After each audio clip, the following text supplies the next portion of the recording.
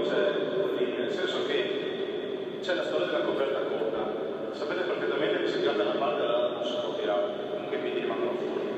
Ora, porto vicino il microfono. Allora, diciamola chiaramente, ciò che si può fare andrà fatto con i soldi che ci sono.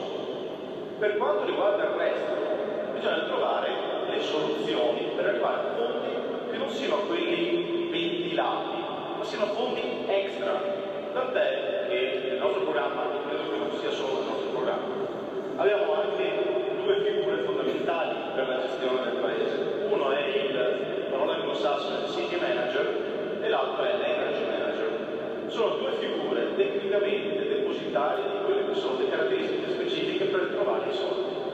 Quando si dice che non è facile arrivare a fondi europei o fondi regionali, è assolutamente vero, ma è altrettanto vero che ci si può arrivare.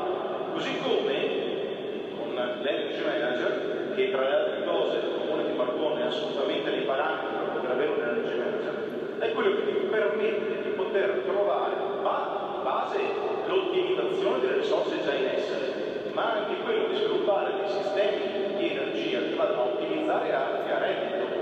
Quindi partiamo dai presupposti: ciò che c'è a livello economico potrà essere utilizzato per le cose primarie, la scuola è primaria ovviamente, ma è altrettanto vero che non si possono sparare sogni tutti i giorni alla cittadinanza, perché altrimenti è come al solito, continuo a raccontare che farò questo, farò questo, farò questo. Se voi ci credete, ragazzi, non è cattiveria, sapete cosa dice Scarpi, giusto? Beh, se voi credete che sia fattibile tutto il libro dei sogni, di tutto, vabbè, continuate a votare chi volete votare, ma ricordatevi che non è così. Nella realtà poi si scopre con l'impossibilità di fare. Quindi o siamo consapevoli che non si può fare tutto ciò che viene promesso, altrimenti fate come